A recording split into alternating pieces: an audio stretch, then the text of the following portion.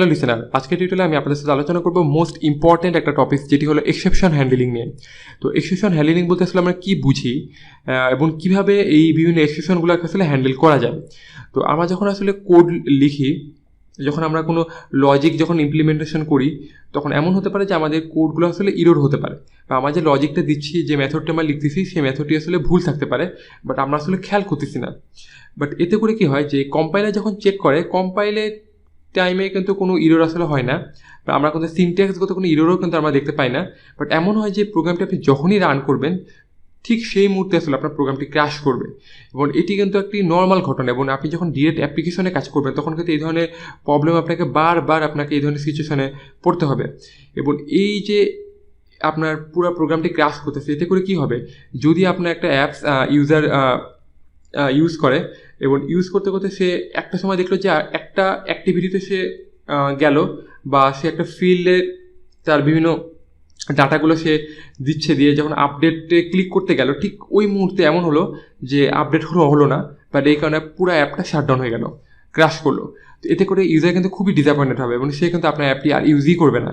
তো এই যে এক্সেপশনটি হচ্ছে, যে কারণে আমাদের পুরা প্রোগ্রামের যে ফ্লোটা আমাদের ডিসরাপ্ট হয়ে যাচ্ছে, এটি কিন্তু আসলে আমরা হ্যান্ডেল করতে পারি বিভিন্ন উপায়ে।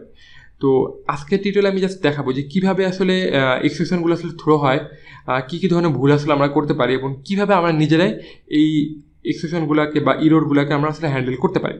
তো এই জন্য আমি ফার্স্টে চলে যাচ্ছি আমার ইক্লিপসে। তো আমি ফার্স্টে আমার ইক্লিপসের মধ্যে একটি প্যাকেজ ক্রিয়েট করে রেখেছি এক্সেপশন নামে, এবং এর মধ্যে একটি ক্লাস ক্রিয়েট করছি, যেটি হলো ইরোর টেস্ট নামে একটি ক্লাস। তো ইরোর টেস্ট ক্লাসের মধ্যে জাস্ট নর্মাল একটি মেইন মেথড আছে। তো এখন আমি জাস্ট নর্মালি আপনাদেরকে দেখাই যে আমি এখানে দুইটি ইন্টিজার ভ্যালু নিচ্ছি। এ ইকুয়ালস টু, সাপোজ আমি নিলাম হচ্ছে 70, এবং আরেকটি ভ্যালু নিচ্ছি ইন্টিজার বি ইকুয়ালস টু 0, এবং রেজাল্ট নামে একটি রেজাল্ট নামে একটি ভেরিয়েবল নিয়ে নিচ্ছি।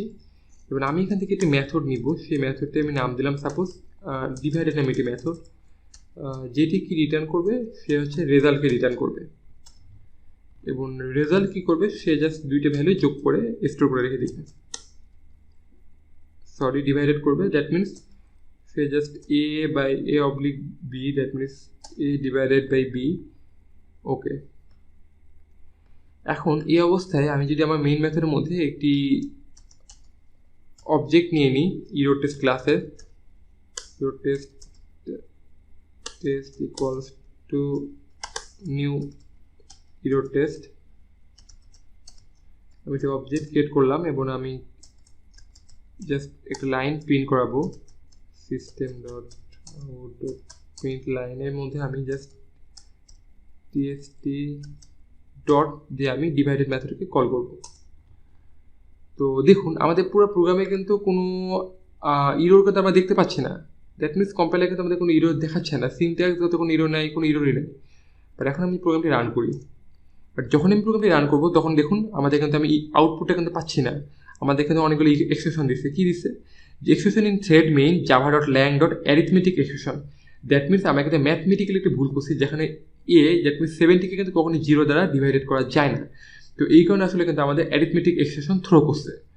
এবং এখান থেকে দেখতে পাচ্ছেন যে আপনি কোন লাইনে আসলে আপনার এক্সপ্রেশনটা দিচ্ছে।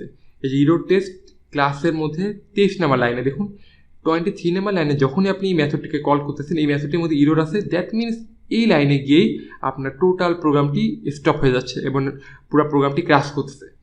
তো যদি আমি আপনাকে দেখাই যে এমন হয় যে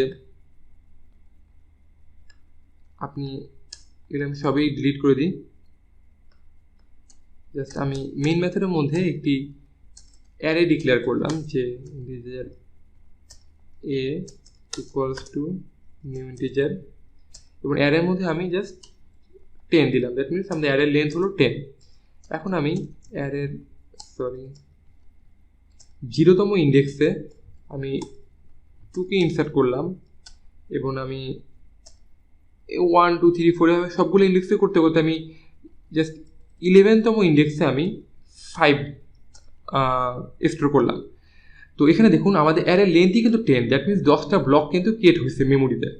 বাট আমরা এখানে 11তম মেমোরিতে আমরা 5 রাখতেছি, যেখানে কম্পাইলার এখন ইরর দিচ্ছে না, বাট এটা সিনট্যাক্সগত কোনো ইরর নাই, বাট লজিক্যালি কিন্তু এটি ইরর, এবং ইররটা কিন্তু এখানে ধরা পড়তেছে না। সাপোজ আমরা যদি এই ধরনের কোনো ভুল করে ফেলি এবং এই অবস্থায় যদি আমি প্রোগ্রামটি রান করি, তখন কিন্তু আমাদের প্রোগ্রামটি ক্র্যাশ করবে, এবং এইখানে এক্সেপশনটি দিবে সেটি হলো array index out of bound exception.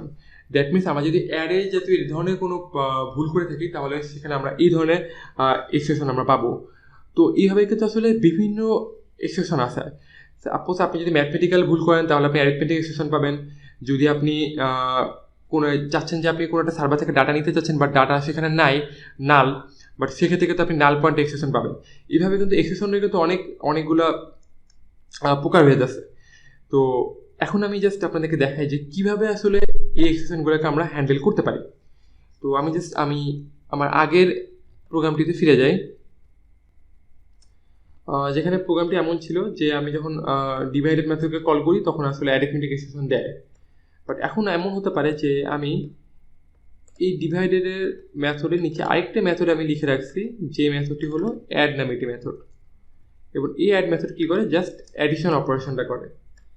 এবং আমি কি করলাম, আমি এই ডিভাইডেড মেথডকে ফার্স্টে তো কল করলাম, কল করার পর আমি আমার অ্যাডিশন মেথডকে আমি কল করলাম, এখান থেকে অ্যাডিশন দিলাম। তো যদি আমি প্রোগ্রামটি রান করি, দেখুন একইভাবে কিন্তু ইরোটি দিচ্ছে। বাট এখানে কিন্তু দেখুন যখন এই 28 নাম্বার লাইন, দ্যাট মিনস এই ডিভাইডেড মেথডকে কল করছে, এই মেথডের মধ্যে কিন্তু ইরো ছিল, বাট আমাদের কিন্তু অ্যাডিশন মেথডের মধ্যে কিন্তু কোনো ইরো নেই। এই কিন্তু ইজিলি কিন্তু এ এবং বিকে কিন্তু সে অ্যাডিশন করে রেখে দিতে পারবে।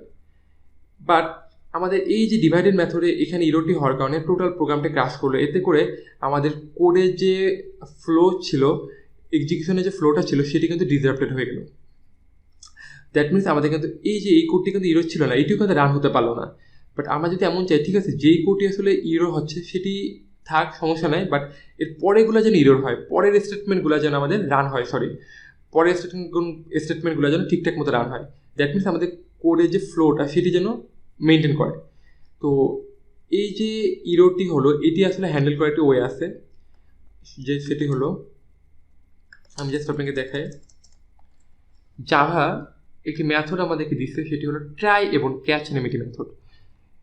এটা এভাবে লিখতে হয়, ট্রাই এবং এরপর কার্লি ব্রেস শুরু হবে, এবং ট্রাইয়ের মধ্যে আসলে আমি আমার কোডকে লিখবো, এবং যেই লাইন আসলে আমাদের যে স্টেটমেন্টের মধ্যে আমাদের ইরোটি হতে পারে, সেই স্টেটমেন্টে আমি ট্রাইয়ের মধ্যে লিখবো। এবং এখানে আরেকটি মেথড থাকবে, সেটি হলো ক্যাচ, এবং ট্রাইয়ের মধ্যে যদি কোনো রকম এক্সেপশন থ্রো করে, তাহলে তখনই সেই এক্সেপশনটা ক্যাচ করে ফেলবে এই ক্যাচ মেথডের মধ্যে। এবং ক্যাচ মেথডে যে প্লেস হোল্ডার আপনি দেখতে পাচ্ছেন, এখানে আমি বলে দিব যে কোন ধরনের এক্সেপশন এটি। তো জাস্ট নর্মালি আমি এখানে লিখলাম যে এক্সেপশন, একটি রেফারেন্স দিলাম ই, ওকে। এখন আমি এই যে লাইনটি ছিল, এই লাইনটিকে আমি ট্রাইয়ের মধ্যে নিয়ে গেলাম। দ্যাট মিনস এই লাইনটির মধ্যে যদি কোনো ইরোর থেকে থাকে, তাহলে আমরা ক্যাচের মধ্যে পেয়ে যাব, ক্যাচ মেথডটি তখন এক্সিকিউট হবে।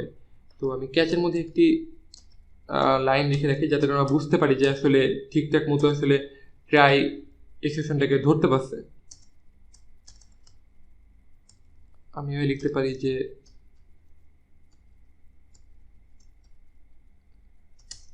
Error code. এখন যদি আমি প্রোগ্রামটি রান করি, তাহলে দেখুন এই যে ইরর কোড এক্সিকিউট হয়েছে। দ্যাট মিনস তার মধ্যে ট্রাইয়ের মধ্যে আমাদের যে এক্সেপশনটি থ্রো করছিল, এই স্টেটমেন্টটি 31 নাম্বার লাইনে যে স্টেটমেন্টটি ছিল, এবং এই যে এক্সেপশনটি থ্রো করছিল, সেই এক্সেপশনটা আমরা ক্যাচের মধ্যে আমরা ধরে নিলাম।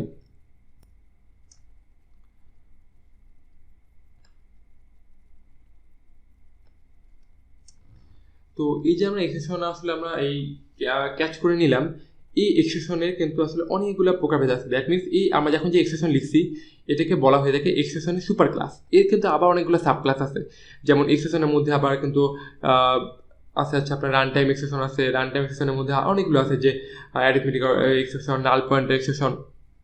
তো আজকে টিউটোরিয়ালে জাস্ট আমি এটুকু আলোচনা করলাম যে কীভাবে আসলে আমরা এই এক্সেপশনগুলোকে হ্যান্ডেল করতে পারি। তো আমার পরবর্তী লেকচারে আমি আপনাদের সাথে টোটাল ডিসকাস করবো যে কত ধরনের এক্সেপশন আসলে আমরা নর্মালি জাভা থ্রো করে থাকে, এবং কীভাবে আমরা সবগুলো এক্সেপশনকে আমরা হ্যান্ডেল করতে পারি। তো এই যে আজকে আমরা এখন যে এক্সেপশনগুলো আপনি দেখলেন সেই এক্সেপশনগুলোকে বলা হয়ে থাকে আনচেকড এক্সেপশন। দ্যাট মিনস যে এক্সেপশনগুলো আসলে কম্পাইল টাইমে চেকড হয় না, বাট রান টাইমে গিয়ে এক্সেপশনগুলো ধরা পড়ে।